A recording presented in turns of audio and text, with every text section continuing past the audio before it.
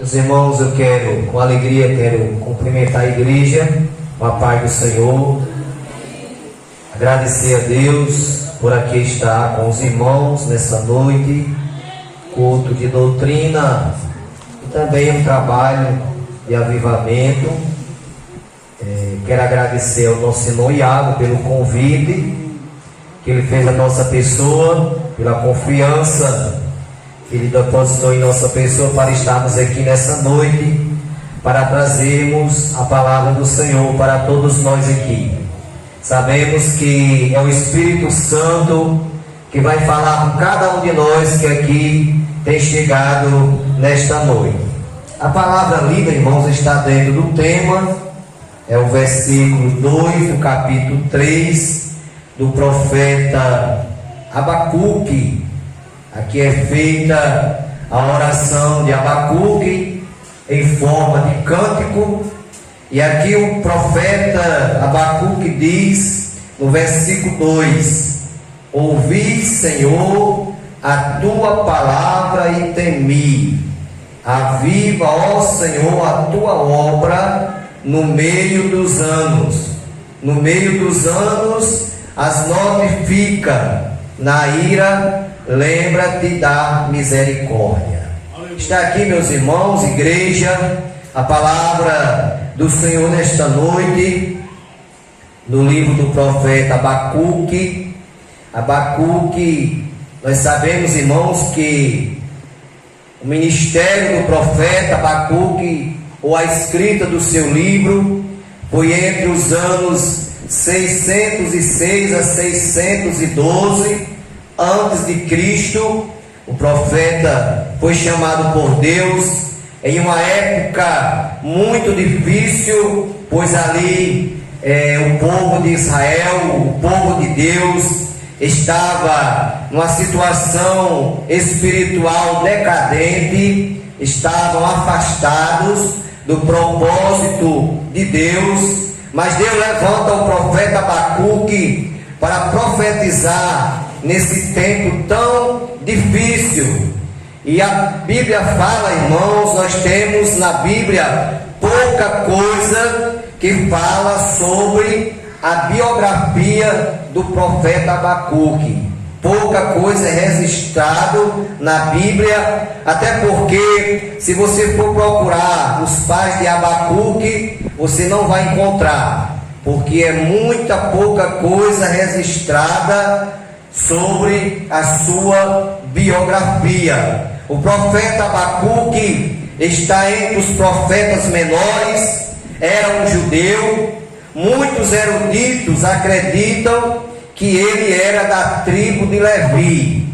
Então nós sabemos que pouca coisa é falado sobre este profeta. Foi o profeta do reino de Judá, viveu na época em que Nabucodonosor invadiu Judá. Foi nesse período em que viveu o profeta Abacuque, e ele ministrou ali, profetizou, fez a obra que Deus lhe confiou a fazer. Possivelmente, o profeta Abacuque viveu em Jerusalém durante os últimos dias do reino de Josias e do reinado de Jeoaquim. Abacuque viveu em um período muito ruim. Foi um tempo em que os injustos estavam prosperando contra o justo. Ele se indignava com isso. Abacuque chegou a ser ousado em suas declarações com Deus. Então, na época do profeta Abacuque, ali a injustiça reinava. Eu estava meditando nesse texto, neste livro do profeta Abacuque, e estava trazendo para os dias atuais, porque a Bíblia fala que haveria tempo que muitos faziam do certo errado e do errado certo.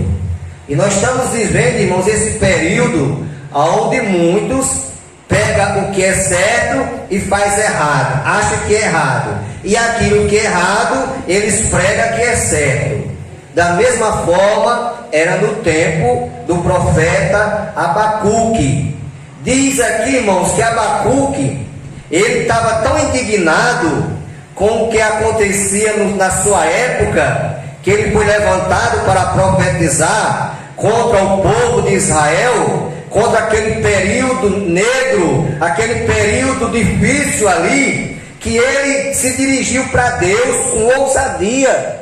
Ele falou para Deus de uma forma que poucos têm essa coragem, mas ele falou, porque ele via a injustiça acontecendo naquela época, e ele disse para Deus em suas orações, dizendo: tu és tão puro de olhos. Isso era ele falando com Deus. Está registrado no capítulo 1 e o versículo 13 do livro de Abacuque, ele fazendo aquela oração e falando com Deus e dizendo: tu és tão puro de olhos que não pode ver o mal, e a opressão não podes contemplar, porque olhas para os que procedem alevosamente e te calas quando o ímpio devora aquele que é mais justo do que ele.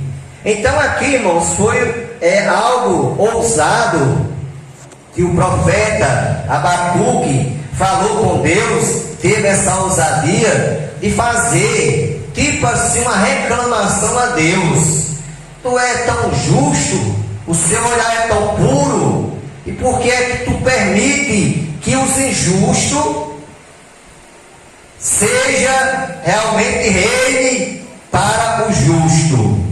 Ele fez esta oração de muita coragem, de muita ousadia, porque ele se indignava com o que estava vendo acontecer naquele período. A Bíblia diz, irmãos, que Abacuque é autor de uma das frases mais importantes da nova aliança.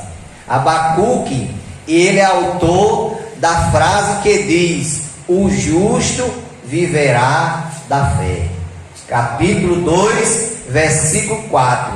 E Paulo, escrevendo em Romanos, capítulo 1, versículo 17, Paulo repete essas mesmas palavras: o justo viverá da fé, como também lá em Gálatas, capítulo 3 e versículo 11.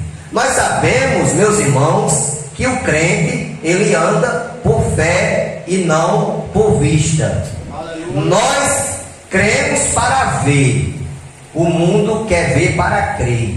É totalmente diferente realmente daqueles que já passaram pelo processo, pela experiência do novo nascimento. É por isso mesmo que Jesus falou para Nicodemos: na verdade vos digo, que aquele que não nascer de novo não pode entrar, não pode ver o reino de Deus. O profeta, nas suas palavras, no versículo 2 aqui, ele diz: ouvi a tua palavra e temi.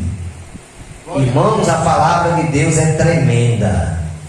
Quando a gente ouve a voz de Deus, a gente trema as bases. Aleluia. Porque a voz de Deus, a palavra de Deus, ela é poderosa. O escritor aos Hebreus, no capítulo 4, versículo 12, ele diz que a palavra de Deus é mais poderosa, é eficaz, é mais penetrante do que espada de dois gumes, penetra a divisão da alma, do espírito, das juntas e medula, e é apta para discernir os pensamentos e intenções do coração. Então, quando o profeta diz: ouvi a tua palavra e temi. Então hoje não é diferente, irmãos. Quando a gente ouve a voz de Deus, quando a gente ouve a palavra de Deus, a gente teme. Porque a palavra de Deus, irmãos, ela é poderosa. Aleluia. A palavra de Deus, ela tem poder para transformar o homem caído numa nova criatura. Ele pega o homem lá no monturo, Como o salmista diz no Salmo 40: esperei com paciência no Senhor, Ele se inclinou para mim e ouviu o meu clamor, tirou-me de um lago horrível, de um charco de lodo, pôs os meus pés sobre uma rocha, firmou os meus passos, pôs um novo cântico na minha boca, um hino de louvor ao nosso Deus. Muitos o verão e temerão e confiarão no Senhor. Aleluia. Então, quando se ouve a palavra de Deus, irmãos, quem está caído se levanta, porque a palavra de Deus é poderosa. Foi esta palavra que tem nos transformado em novas criaturas, e estamos aqui nessa noite em um culto de doutrina, porque o culto de doutrina é um culto onde a gente aprendemos a ser mais crente. Aleluia. É aonde a gente aprendemos a andar de conformidade à palavra do Senhor. E sabemos, meus amados e queridos irmãos, que a palavra do Senhor, ela fortalece a cada um de nós que aqui chegamos, que ouvimos a sua palavra. Por quê? Porque a palavra de Deus, irmãos, ela é muita coisa. A palavra de Deus é divina, não é palavra de homem, porque eu já vi pessoas dizer assim: eu me desviei por causa de uma doutrina. Não foi. Doutrina não desvia ninguém. Porque se é realmente a doutrina da palavra, ela não desvia, ela edifica. Você pode ter se afastado, ou pode ter se entristecido com algum desaforo que alguém falou no microfone, mas a palavra não. A doutrina, ela não desvia ninguém. Porque, meus irmãos, esse lugar aqui é um lugar santo. Quando o homem ou a mulher toma posição nessa tribuna, assume o microfone para falar para a igreja, ele ou ela tem que estar ciente que está com a responsabilidade de entregar a palavra de Deus.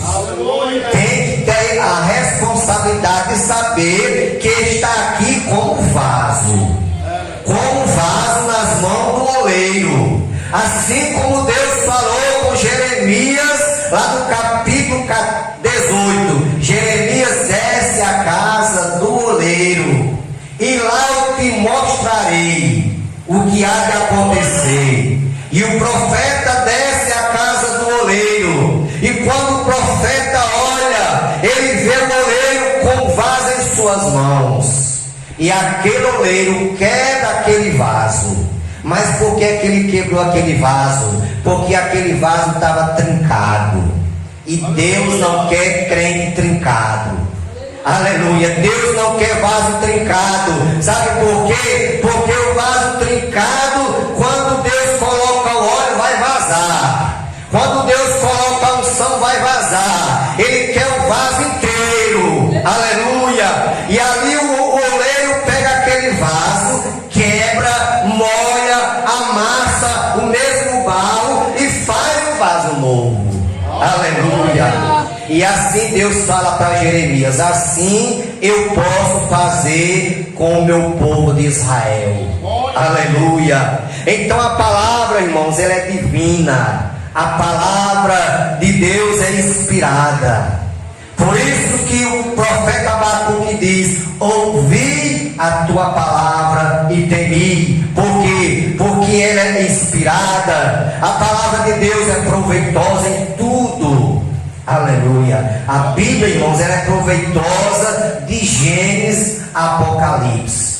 Tem muitos aí, irmãos, que já estão pregando a metade da Bíblia. Estão pegando apenas aquilo que lhe interessa, aquilo que está de acordo com a sua vida, mas aquilo que condena as suas práticas, muitos por aí já não estão pregando mais. Aleluia. Mas nós, irmãos, nós crentes em Jesus, nós sabemos, irmãos, que temos que pregar toda a Bíblia. Aleluia. Toda a palavra de Deus. Por quê? Porque a palavra de Deus ela é toda proveitosa.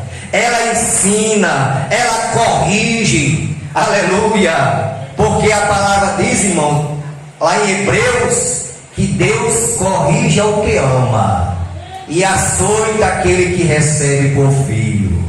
Quando Deus me corrige de algum erro que eu cometi, é porque Ele me ama, é porque eu sou filho dele. Aleluia! E qual é o pai que ama o seu filho, que não corrige o seu filho quando ele erra? Olha, meu irmão, minha irmã, quando você for corrigido por Deus, saiba que Ele está lhe corrigindo, é porque Ele te ama, é porque você é filho dele. E filho de Deus, se for os irmãos, é príncipe, se for as irmãs, é princesa, porque Deus é rei. Aleluia! Então Deus corrige o que ama e açoita a qualquer que recebe por filho. A palavra também de Deus, ela instrui. A palavra instruir está no mesmo patamar de ensinar. Quando você é instruído, você é ensinado. Então, Paulo diz aqui em 1 Timóteo 3, 16 e 17, que a palavra de Deus é tudo isso aqui. Ela ensina, ela é divina, ela é inspirada, é proveitosa, ela corrige e ela instrui. Aleluia! Por isso que o profeta tinha razão, aleluia, em temer, porque a palavra de Deus é poderosa. Outra coisa, meus irmãos, que a palavra de Deus é alimento. Nós estamos aqui para nos alimentar. Aleluia! Assim como o nosso corpo físico, ele precisa do alimento para nós se suster de pé. Porque eu sei, irmãos, que nós precisamos do alimento material para nos manter de pé. Da mesma forma é a palavra de Deus. A nossa alma, o nosso espírito, ela precisa da palavra para se alimentar. Só tem uma diferença, que o alimento físico a gente se alimenta pela boca, mas o alimento espiritual a gente se alimenta pelo ouvido. Por isso que o profeta diz: ouvi, ó terra, a palavra do Senhor. Então Jesus aqui ele mostra, lá em Mateus 4,4, nem só de pão viverá o homem, mas de toda a palavra que sai da boca de Deus. Então a palavra, irmão, nós estamos aqui nessa noite para nos alimentar da palavra de Deus, porque ela é pão que desce do céu, ela é alimento espiritual para nossas almas. A palavra de Deus também, irmãos, ela é mostrada, ela é também espiritualmente falando, ela é leite. Pedro escrevendo na sua primeira epístola, capítulo 2, versículo 2, Pedro nos ensina dizendo: desejai afetuosamente, como meninos novamente nascidos, o leite racional, não falsificado, para que por eles vades crescendo. Então nós, irmãos, quando a gente aceitamos a Cristo, a gente recebemos uma palavra simbolicamente, espiritualmente, como um leite, porque nós éramos crianças, nós éramos novos convertidos, nós estávamos dando os primeiros passos na igreja. Aí o pastor teve aquela sabedoria da parte de Deus de nos dar um leite espiritual, que é a palavra. Porque os irmãos sabem, as irmãs sabem, as irmãs que é mãe, sabem que quando a criança nasce, primeiro vem o leite materno, aí depois vai passar para outro tipo de leite, um tipo de mingau, e assim é o procedimento, até poder comer uma comida mais sólida. Hoje nós podemos comer comida mais sólida, uma comida mais grosseira. A gente pode, por quê? Porque a nossa fase de criança já passou. Aleluia. Paulo diz assim: quando eu era menino, fazia coisa de menino, mas hoje, como eu sou homem, deixei as coisas de menino. Então na igreja tem esse processo assim: é menino, aí depois passa para ser homem. Ou seja, começa a se alimentar do leite, que é a palavra. Depois começa a comer uma comida mais grosseira, Aleluia, uma palavra mais realmente que vai mais forte ao coração. Então a palavra de Deus, ela é leite que nos alimenta. A palavra de Deus, segundo Jesus, lá em João 8,32, ela é a verdade. A palavra do Senhor, irmãos, é a verdade. Glória a Deus. E Jesus diz assim: conhecereis a verdade, e a verdade vos libertará. E às vezes, irmão, tem pessoas que não entendem esse linguajar, porque muitas vezes, irmãos, é necessário na igreja se ensinar sobre muitas coisas. Nós sabemos que Jesus, ele ensinou nos evangelhos a convivência do dia a dia. Jesus diz assim: não estejais inquietos, não estejais solícitos, não se preocupeis pelo dia de amanhã, porque basta cada dia o seu mal. Olhe para as aves do céu, olhe para os lírios do campo. Isso aí, irmãos, é um ensinamento, irmãos, do dia a dia.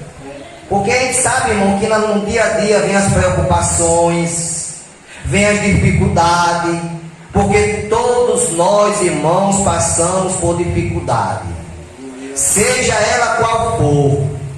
Paulo escrevendo lá em Filipenses, nós vamos ver Paulo nos deixando um grande ensinamento sobre a questão da dificuldade, porque Paulo, irmãos, ele sofreu muito.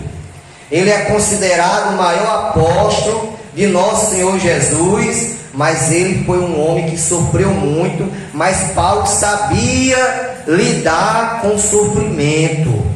Vemos aqui no capítulo 4, versículo, a partir do versículo de número Filipenses, irmãos, capítulo 4, vamos ver aqui o que é que Paulo nos ensina, qual é o ensinamento que ele transmite para nós aqui. 4, versículo 10. Vejamos o que é que Paulo diz aqui, irmãos. Gostamos muito de meditar aqui nessas palavras de Paulo. Ora, muito me regozijei no Senhor, por finalmente reviver a vossa lembrança de mim, pois já vos tinhais lembrado, mas não tinhais tido oportunidade. Não digo isso como por necessidade, porque já aprendi a contentar-me com o que tenho. Sei estar abatido, sei também ter abundância. Em toda maneira e em todas as coisas estou instruído, tanto a ter fartura como a ter fome, tanto a ter abundância como a padecer necessidade. Posso todas as coisas naquele que me fortalece. Então, irmãos, aqui Paulo ensina que nós devemos, irmãos, lidar com todas as situações da vida, porque sabemos que vai chegar o dia e a gente está abastecido em tudo. Você olha para o seu armário, está cheio de comida, olha para a geladeira, está cheia de comida, mas também vai chegar o dia do abatimento, que você olha para o armário, não tem nada, quase nada, a geladeira está vazia. Mas Paulo ele lidou com tudo isso, irmãos. Ele conviveu com tudo isso aqui, irmãos. Com tudo isso ele conviveu, e ele deixa aqui um grande ensinamento para nós, dizendo: posso todas as coisas naquele que me fortalece. Aí tem, irmãos, pessoas que pegam esse versículo e distorcem. Aí diz assim: eu posso ter a minha conta do banco cheia, a minha conta bancária, eu posso ter o melhor carro do ano, eu posso ter um avião para andar, aí completa, posso todas as coisas naquele que me fortalece. Mas não é nesse sentido que Paulo está ensinando. Antes de Paulo dizer posso todas as coisas naquele que me fortalece, ele mostrou pelo que havia passado. Ele passou pelo sofrimento, pela escassez, pela fome, pela doença, por tudo. Porque Paulo sofreu tudo, irmãos. Se você for estudar, Paulo apanhou, Paulo passou fome, mas ele diz: eu posso. Eu posso todas as coisas naquele que me fortalece. Então nós também, meus irmãos, nós podemos tudo naquele que nos fortalece. Por quê? Porque nós servimos ao mesmo Deus que Paulo serviu. Vem o sofrimento, vem a escassez, vem a doença, mas nós vamos ser vitoriosos em tudo, porque o Deus que nós servimos é um Deus poderoso, é um Deus maravilhoso, é um Deus dono da prata e do ouro. Pode até nós faltar alguma coisa, mas Ele vai prover, porque Ele é o Deus da providência. Aleluia. Então a palavra, meu irmão, Jesus disse que é verdade que liberta. A palavra também ela é pura, a palavra de Deus. E esta palavra, irmãos, ela também simboliza a água. A água ela purifica. Jesus certa vez falou: vós estáis limpos pela palavra que eu vos tenho falado. Então, irmãos, essa palavra que nós ouvimos na igreja, ela nos limpa. É através da palavra que nós somos limpos e purificados. Que às vezes a gente vem lá do mundo, irmão, cheio de tanta coisa, mas chegamos aqui na igreja e vamos ouvir a palavra, e a palavra vai ser ensinada, e a palavra vai nos lavando, porque ela é água, e vai nos purificando, porque ela é água que purifica. O salmista diz no Salmo 12, versículo 6: as palavras do Senhor são puras, como prata refinada em fornalha de barro, purificada 7 vezes. Então a palavra de Deus, igreja, é pura. Ela nos limpa, ela nos purifica. A palavra de Deus também, ela é fonte de alegria. Conforme o Salmo 119, versículo 162: regozijo-me com a tua palavra, como quem acha grande despojo. Então, quando o salmista ele lia a palavra, irmão, ele se regozijava. Por isso que o crente, irmãos, ele se alegra em ouvir a palavra. Aleluia. Porque a palavra ela traz alegria. E aqui o profeta Abacuque diz: aviva, ó Senhor, a tua obra no meio dos anos as notifica. O irmão sabe, a irmã sabe, a igreja sabe que o verdadeiro avivamento é por intermédio da palavra. É a palavra que aviva. Aleluia. Porque se a palavra de Deus não avivar, nada vai avivar, irmão. É a palavra que vai nos avivar. É nós ouvindo a palavra, é nós meditando na palavra, que nós vamos receber o avivamento da parte de Deus. E que esta obra vai ser avivada. Aleluia. Antes de Jesus partir para o céu, lá em Lucas 24, 49, aí ele diz assim: ficai em Jerusalém, e lá será revestido de poder. Quando Jesus vai para o monte, que de lá sobe para o céu, e os discípulos ali olhando, ele subindo, a Bíblia diz que 2 anjos se apresentam e perguntam aos discípulos: por que estáis olhando para o céu? Esse mesmo Jesus que vocês estão vendo subir, um dia vai voltar. Aleluia. E quando Jesus, irmão, sobe para o céu, aí os discípulos vão lá para o cenáculo em Jerusalém, se tranca lá no cenáculo, porque havia uma perseguição muito grande com aqueles que seguiam a Jesus, e eles ficaram trancados ali e oraram 10 dias, irmãos. Esperaram 10 dias. Com 10 dias depois da subida de Jesus, aí Deus manda a promessa. E a Bíblia diz que todos estavam reunidos no mesmo lugar, e de repente veio do céu um vento, um som de um vento veemente impetuoso, e encheu toda a casa em que estava sentado. E todos foram batizados com o Espírito Santo e com fogo, e começaram a falar em outras línguas, conforme o Espírito Santo lhe concedia que falasse. Ali foi derramado a promessa, o poder de Deus, uma profecia do profeta Joel, no capítulo 2, versículo 28, onde o profeta diz: e derramarei do meu espírito sobre toda a carne.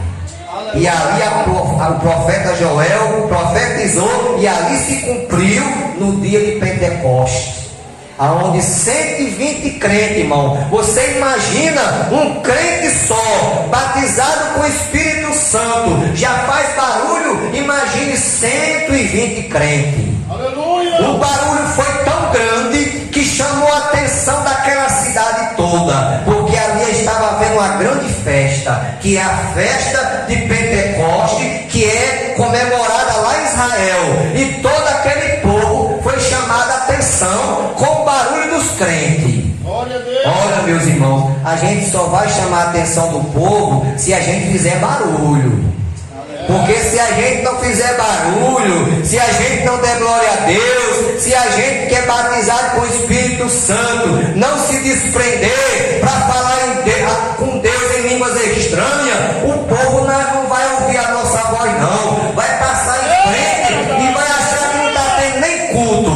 Aleluia! Mas ali o barulho dos crentes chamou a atenção. E aquela multidão se aglomerou em frente ao cenáculo e começaram a dizer: esses crentes estão doidos, esses crentes estão cheios de mostos, esses crentes estão embriagados. Porque eles achavam, irmão, que por ser a festa, os crentes tinham saído para beber e estavam bêbados. Mas ali, meus irmãos, se levanta o irmão Pedro, aquele Pedro que negou Jesus 3 vezes. Aí ele se levanta, batizado com o Espírito Santo, e diz: olha, esses aqui não estão embriagados não, eles não estão com demônio não, esses aqui estão receberam a promessa do profeta Joel. E ali a Bíblia diz, irmãos, que Pedro pregou a sua primeira mensagem depois de ser batizado com o Espírito Santo, e ali, meus irmãos, quase 3.000 almas aceitaram a Jesus como Salvador. Então, através da palavra, o povo foram impactados. Então, irmãos, é a palavra que nos aviva, é a palavra do Senhor. Por isso que o profeta diz: ouvi, Senhor, a tua palavra e temi. Aviva, ó Senhor, a tua obra no meio dos anos as notifica. Aleluia. Então é esta palavra que aviva, é esta palavra que nos alimenta, é esta palavra que nos sustém em pé na presença de Deus. E aí o salmista diz no Salmo 119, versículo 105: lâmpada para os meus pés é a tua palavra e luz para o meu caminho. Então esta palavra, meus irmãos, igreja, é lâmpada para os nossos pés. Aleluia. Lâmpada para quê, irmão? Para a gente não tropeçar. Aleluia. Aí o irmão usa a lâmpada para clarear a frente aqui, é para você não tropeçar. Do mesmo jeito que a palavra é lâmpada para os nossos pés e é luz para os nossos caminhos. É assim que o salmista diz. E diz ainda, meus irmãos, o salmista: o verdadeiro avivamento é produzido por intermédio da palavra de Deus. Fora isso, é mero emocionalismo. Glória a Deus. Se a palavra não avivar, se alguém disser que foi avivado, mas não foi pela palavra, não é avivamento, é emoção. Que é o que nós vemos muito hoje, irmão, nas igrejas. Aleluia! Vai ver crente emocionado na igreja, irmão. Aleluia! Começa, não é que nós somos contra, porque quando o crente está sentindo a presença de Deus, irmão, só ele sabe o que é que ele está sentindo. Mas muitos pulam, muitos dão glória a Deus alto, muitos falam a língua, mas quando sai lá fora, fica a mesma pessoa de antes. Não tem mudança, não tem testemunho, permanece a mesma coisa. Cadê o avivamento, irmão? O verdadeiro avivamento pela palavra traz mudança, uma mudança radical na vida da pessoa. O crente que é avivado pela palavra, irmão, ele tem um comportamento diferente, ele fala diferente, ele anda conforme a Bíblia, ele dá testemunho. Aonde ele passa, as pessoas não crentes dizem assim: esse aí é um verdadeiro homem de Deus. Aleluia. Essa aí é uma verdadeira mulher de Deus. Faz igual aquela mulher com Eliseu. A Bíblia diz que Eliseu passava toda noite. Se fosse hoje era para o culto. Passava toda noite. E aquela mulher observando. E eu quero dizer nessa noite aqui, irmãos, que quando você vem para o culto, está assim de olho lhe observando. Está assim, olha. Muitos olhos lhe observando. E aquela mulher observava o profeta passar. E teve um dia que aquela mulher não se aguentou e chamou o marido e disse: homem, vem cá. Olha, eu tenho observado. E ela observou muitos dias, talvez até meses. Eu tenho observado que esse que passa sempre por nós é um santo homem de Deus. Irmãos, isso aí sabe o que é? É crente avivado. Crente avivado chama a atenção de quem não é crente. Crente avivado, o testemunho é tão maravilhoso que as pessoas descrentes dizem assim: se eu for crente, eu vou ser crente que nem ele. Aí é um verdadeiro crente. Aí é uma verdadeira crente. Agora, aquele que não é avivado, irmão, sabe o que é que os incrédulos dizem? Eu ser crente que nesse aí? Vou não. Vou ficar o doutor mesmo. É o crente que não é avivado. Mas o crente avivado faz a diferença. E é para isso que Deus nos chamou, irmão. Foi para fazer a diferença. Aleluia. Porque Jesus nos chamou. Nós somos salvos. O que é ser salvo? O salvo é aquele que Deus tirou do mundo, separou. O salvo, ele é separado. Nós fomos chamados do mundo, fomos tirados do mundo, fomos escolhidos por Jesus. Porque Jesus diz assim: não foi vós que me escolheste, mas eu vos escolhi a vós e vos nomeei para que vades e des fruto e o vosso fruto permaneça. Então, querida igreja, nós temos um privilégio grande, porque não foi nós que escolhemos Jesus, foi Ele que nos escolheu. Aleluia! É motivo, irmão, de a gente se alegrar, irmão, porque foi Jesus que nos escolheu. Quem era nós, irmão? Largado lá na sarjeta do pecado, no lamaçal do pecado, mas Jesus vai lá, estende as suas mãos, se inclina para nós, nos tira do lamaçal do pecado, nos dá um banho com seu sangue, nos purifica, nos torna mais alto do que a neve, nos coloca em lugar de príncipe e nos chama para fazer a diferença. Aleluia. Nós somos um povo, irmão, que fazemos a diferença na terra. Jesus diz lá em Mateus 5: vós sois a luz do mundo.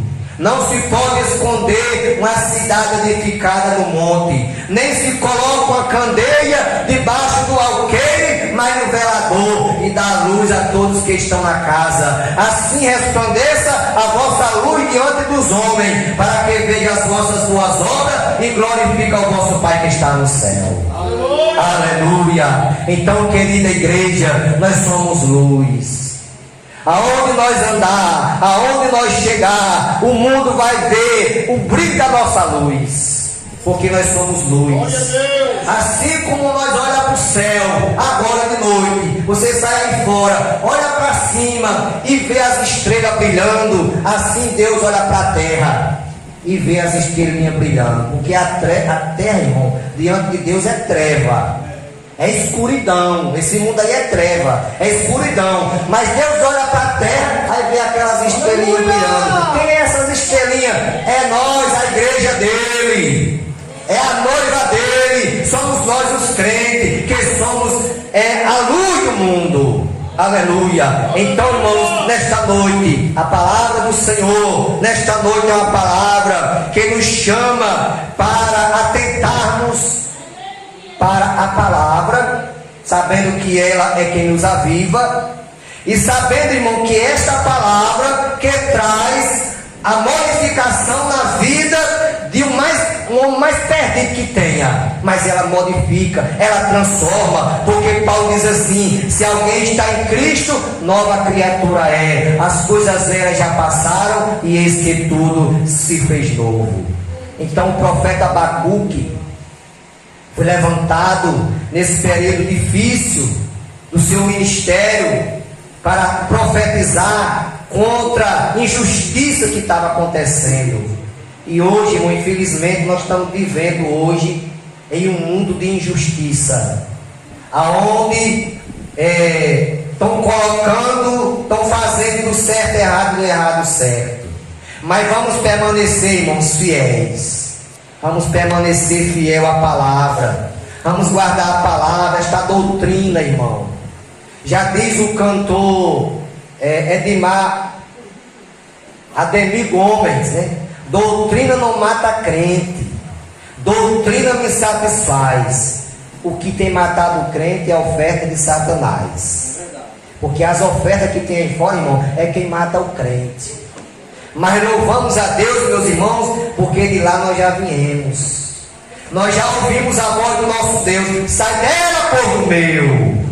Nós já saímos do mundo, estamos hoje libertos, salvos, lavados e remidos no sangue de Jesus, e a qualquer hora a trombeta vai tocar e nós seremos arrebatados. Porque Paulo diz: no abrir e fechar de olho, ante a última trombeta, porque a trombeta soará e os que morreram em Cristo ressuscitarão primeiro, e nós, os que estivermos vivos, seremos transformados e arrebatados a encontrar o Senhor nos ares, e assim estaremos sempre com o Senhor. Então, quero agradecer a Deus, irmãos, por esses momentos que passamos aqui na casa de Deus.